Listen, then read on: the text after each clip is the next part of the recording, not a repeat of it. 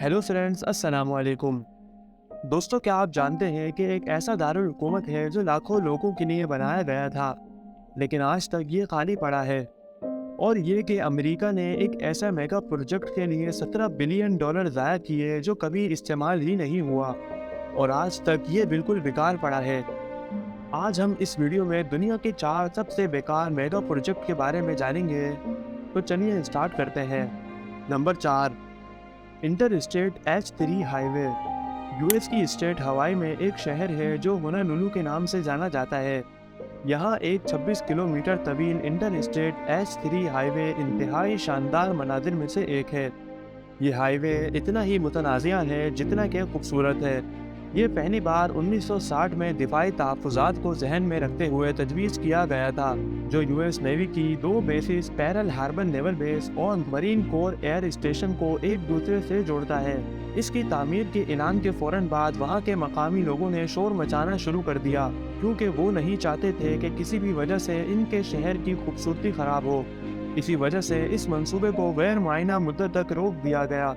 लेकिन फिर 26 साल बाद एक बार फिर से तामीराती काम शुरू किया गया, जो 8 साल की मेहनत के बाद मुकम्मल हुआ, और हाईवे को बिला आखिर 1997 में खोल दिया गया। अगर बात की जाए इसके तामीराती बजट की, तो उस दौर में तकरीबन 1.3 बिलियन डॉलर की लागत से बनकर मुकम्मल हुआ, जो कि फी किलोमीटर तकरीबन 50 मिलियन डॉलर बनता है। बहुत ज़्यादा बजट के बावजूद ये खूबसूरत शाहरा हर किसी के इस्तेमाल के काबिल नहीं समझा जाता। कुछ लोगों का मानना है कि इस हाईवे से होनोलुलु डाउनटाउन तक कोई रास्ता सीधा नहीं जाता, जबकि वहाँ पे रहने वाले लोगों ने ये हाईवे इस वजह से इस्तेमाल नहीं किया क्योंकि इनका मानना है कि गवर्नमेंट ने इस हाईवे की कंस्ट्रक्शन में इनकी इबादत गाहों को गिरा दिया था, और यही वजह है कि ये हाईवे बहुत ही कम इस्तेमाल होता है। Number 3, Ciudad Real Central Airport, Spain. Spain Europe का एक ऐसा हिस्सा है जहां सालाना 8 करोड़ लोग घूमने आते हैं, और ये सब स्पेन के कैपिटल मैड्रिड में लैंड करना पसंद करते हैं। लेकिन मसला ये था कि मैड्रिड इंटरनेशनल एयरपोर्ट की सालाना कैपेसिटी है सिर्फ 7 करोड़, और यहाँ 8 करोड़ लोग आ रहे थे। इसी मसले को मद्देनज़र रखते हुए एक और एयरपोर्ट बनाने का फैसला किया गया। 1.3 बिलियन डॉलर खर्च करके ये एयरपोर्ट तैयार किया गया। जल्दी में ये एयरपोर्ट बना तो लिया गया था, जिसका बुनियादी मकसद मैड्रिड एयरपोर्ट से लोड कम करना था। बिला आखिर इतनी मेहनत के बाद जब ये एयरपोर्ट 2009 में ओपन किया गया, तो इसके चंद ही अरसे बाद इंजीनियर अपना सर पकड़कर बैठ गए। कहने को तो ये सेंट्रल एयरपोर्ट था, लेकिन ये किसी भी एंगल से सेंट्रल नहीं था, क्योंकि फ्लाइट को सेंट्रल एयरपोर्ट पर लैंड करने से मुसाफिरों को स्पेन के कैपिटल मैड्रिड तक जाने में 300 किलोमीटर का सफ़र करना पड़ता था।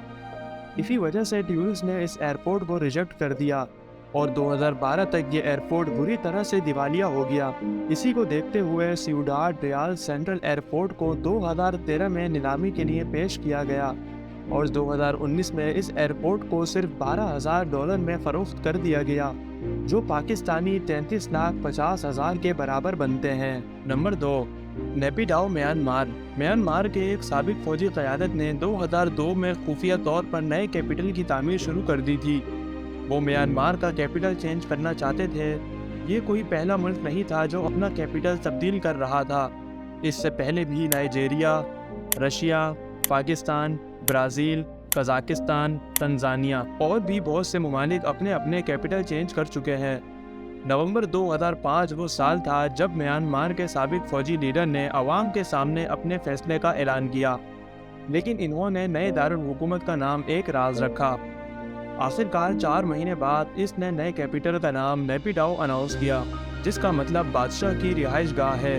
इस नए दारुल हुकूमत की अचानक तब्दीली की वजूहात तो ना पता चल सकीं, लेकिन बाज़ लोगों का ये मानना था कि फ़ौजी क़यादत को समुंदर से होने वाले हमलों का ख़दशा था, और कुछ लोगों का ये ख्याल था कि इसे नजूमियों के मशवरे पर मुंतकिल किया गया है। अगर बात की जाए इसके टोटल कॉस्ट की, तो ये तकरीबन 4 बिलियन डॉलर बनती है। नेपिडाओ में लोगों को अट्रैक्ट करने के लिए वो सब कुछ बनाया गया था जो एक मॉडर्न सिटी में होता है।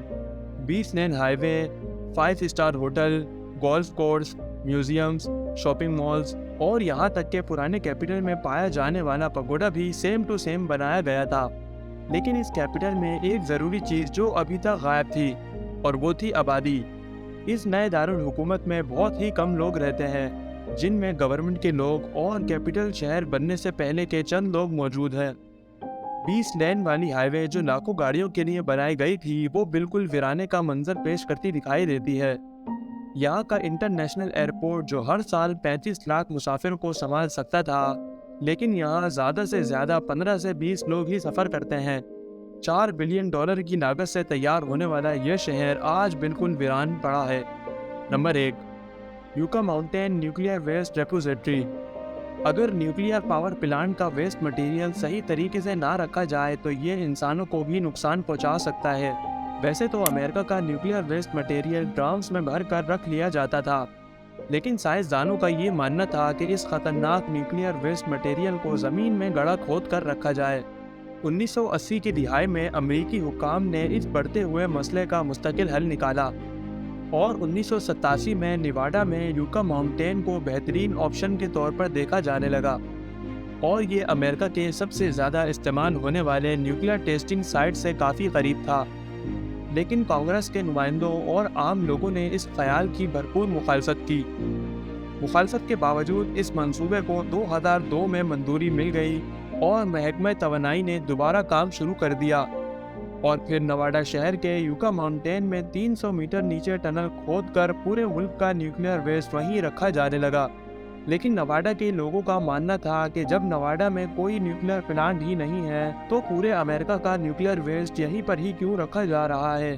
کئی سالوں تک یہ کیس عدالت میں چلتا رہا، اور پھر باراک اوباما نے اقتدار سنبھالا، لیکن جب تک یہ پورا منصوبہ انتہائی سیاسی ہو چکا تھا۔ 2010 میں اوباما انتظامیہ نے اس منصوبے کو ناقابل عمل سمجھا اور فنڈنگ روک دی۔ آخر کیا وجہ تھی کہ $17 بلین سے زائد میں تیار ہونے والا یہ منصوبہ آج تک ویران پڑا ہوا ہے؟ امید ہے کہ آپ کو آج کی ویڈیو بھی بے حد پسند آئی ہوگی۔ ویڈیو پسند آئی ہو تو ویڈیو کو لائک کریں، اور اگر ابھی تک ہمارے چینل کو سبسکرائب نہیں کیا تو چینل کو سبسکرائب کر کے بیل آئیکن پر ضرور کلک کریں۔ ملتے ہیں ایک اور نیو ویڈیو کے ساتھ، تب تک کے لیے اللہ حافظ۔